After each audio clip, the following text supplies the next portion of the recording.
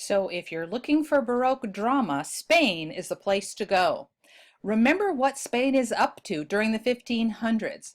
The Spanish Empire is so vast that it can be compared to the scale of the ancient Roman Empire. It verges on a worldwide government. By the 17th century, Spain's pretension to universal and worldwide dominance created a cultural climate ripe for the Baroque. So let's look at what happens here in politics. Philip III abdicates the throne and becomes a religious recluse, and now it's time for his brother Charles to take over. While outwardly powerful Spanish monarchy was unchanging, even in light of their crumbling class system, other things are happening. They banished the Moriscos. Moriscos in Spanish, in this kind of Spanish, refers to descendants of the Moors. Remember that Spain had hundreds of thousands of African Islamic Moors from the continent living in Spain, and they were the middle class. Many of them had long since converted to Catholicism, and many of them remained Muslim. However, during the Counter-Reformation, the Spanish government banishes 300,000 of its most productive citizens. They were no longer part of the working economy. And as you know, it's the middle class that drives the economy. The Spanish court spent inordinate amounts of money maintaining their lifestyle. Now, this is good for Baroque art, but not so much for the budget of the Spanish government. This is the main reason that the Spanish monarchy is funding trips, adventurous voyages by the conquistadors such as Columbus, Cortez, Pizarro, and Magellan.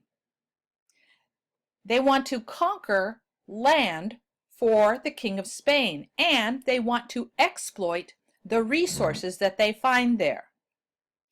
So, Spanish Baroque art is very Catholic, very Counter-Reformation, highly religious, and much of the look of their work is inspired by El Greco. So let's take a look at an early Spanish Baroque artist, José de Rivera. And there is his image on the left. So he deals generally with religious subject matter. And you can always spot a Spanish Baroque painting because the religious iconography is just so over the top. Here we see Saint Philip about to be martyred on this cross, and you see this awkward body position. Does that remind you of the Pontormo image we saw back during the Mannerist period? So the Spanish painters are going to learn the lessons of Caravaggio well. You see lots of chiaroscuro here. In the martyrdom of St. Bartholomew, look at Bartholomew's gaze as he looks up towards the heavens. Bartholomew was martyred by being flailed. That means being skinned alive. And this guy right here, he is the executioner. Do you see? He's got the knife and the sharpener in his hand. Look at his expression. He's like, what's this guy so relaxed about? I'm about to kill him in this terrible way. But Bartholomew looking up towards the heavens as if to say, okay, God, if this is what you've got in mind for me, this is what's going to happen. Zurbarán is another well-known Spanish Baroque artist. Here he portrays himself as St. Luke. St. Luke is the patron saint of artists. This is a still life by Zurbarán, and we think about still lifes coming from the Netherlands. This is a rare example of one by a Spanish Baroque painter, and it's housed in the Norton Simon Museum in Pasadena, so I encourage you to look at it if you can. This is a masterpiece of a still life. What looks like a beautiful tablescape is filled with religious symbols. The precise placement of the three vignettes could have been understood as a reference to the Holy Trinity. The painting can be thought of as a tribute to the Virgin Mary. Oranges and their blossoms, the cup of water, both symbolizing purity. The thornless rose referring to her immaculate conception of Christ. These are so perfectly painted that I encourage you to go take a look at it and see it up close.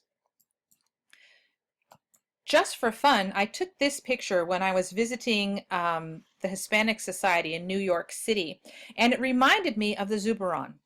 Now, this is not as successful a composition, and it's very odd to us because we see we've got like this cabbage and this dead bird, which would have been for dinner, hanging from these cords. But it shows you that this is by an unknown artist, and maybe the reason he's unknown is that this was not as expertly painted as what we saw with the the previous one by Zuberon. But it's nice to see a counter reference, and it's certainly to get a sense of the scale, because this is like 3 feet high and 6 feet wide.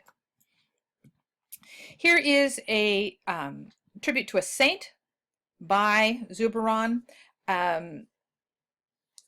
This idea of the crucified Christ who is not dead yet is repeated here.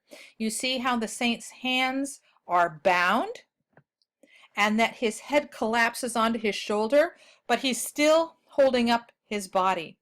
Do you see the note here? It tells us what we're looking at. So, chiaroscuro, tenebrism. We're, of course, looking at oil on canvas. I think the asymmetry of the composition is what makes this so interesting. The fact that his head is rolled over onto his shoulder makes a very unique statement. Our best known Spanish Baroque painter, and a painter who you could teach a whole semester about, is Diego Velázquez. Velázquez was able to study in Italy directly with Caravaggio as a young painter, and you can see his influence there. The Water Carrier of Seville from 1619 is one of his very early works, and what could be easily thought of as a genre painting, a scene from daily life, here shows us something more. There's no politics or moral allegory, no religious message. This is a sweet moment between a street vendor and a boy who has enough money to buy a glass of water. Imagine what it's like to carry a giant ceramic jug full of water around and try to make your living that way. Look at his tattered clothing. Look at his downcast gaze. He does not make eye contact with the young man who's buying the glass of water from him. Obviously, the light source is unseen off to the left, and we've got dark passages of tenebrism around the borders. When you see a detail of this work, you can even see the drops of condensation on the exterior of the water jug. This is his crucifixion of 1630. This is a large-scale 8x5 oil on canvas, and this is very much a counter-Reformation theme of suffering in order to gain moral peace. This is very subtle and restrained compared to what we're going to see by Rubens, who's a Dutch Baroque Catholic painter who we're going to talk about very shortly. A little bit less tenebrism, still lots of chiaroscuro. And this is interesting because it's unsure at what point in the process of Christ's death we are at here. Obviously, he's been there a while. You can see that he's wounded. You see the aura around his head, but he doesn't show that strong weight shift that you'd see if he were truly dead. The Surrender of Breda, then, is a large-scale work commissioned by Philip IV, a place where foreign dignitaries would have been greeted. This shows the power and strength of the Spanish military, and especially in a victory. Can you tell which side of the painting has the victors and which has the losers with a capital L? See if you can find them. There is an exaggerated respect here for the losing side. This is after the 80 Years' War between Spain and the Low Countries, or the Netherlands, if you will.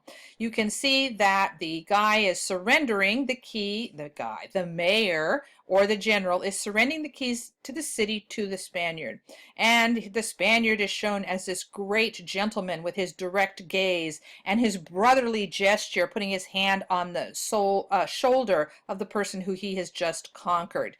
That gesture is good. And he's stopping the man from kneeling. Oh no, please don't submit yourself to me. So this is gone, the typical carnage of a battlefield. Although, if you look in the background, you can see the smoldering, burning city.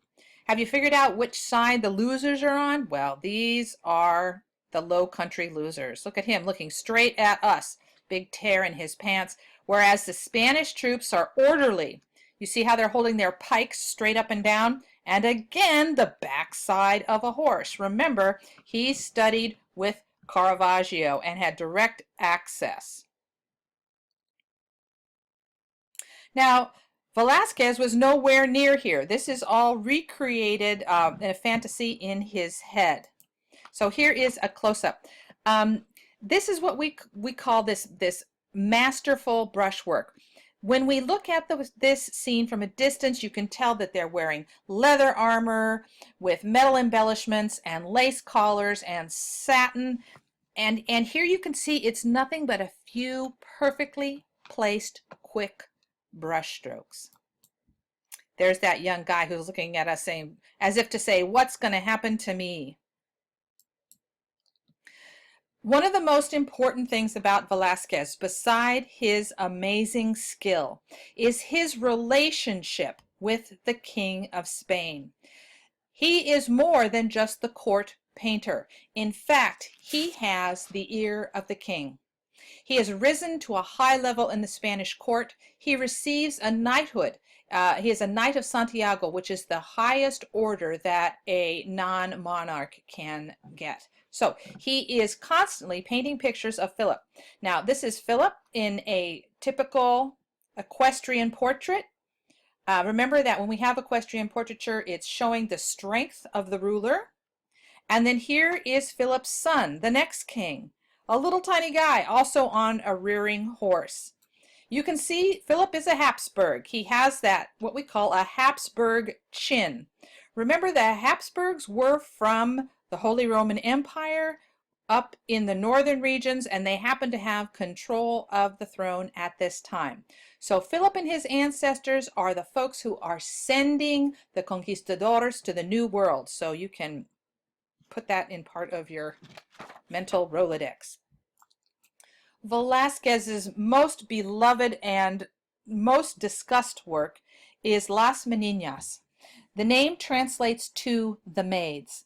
This is a portrait of the Infanta Maria, who is a daughter of Philip IV and Queen Mariana.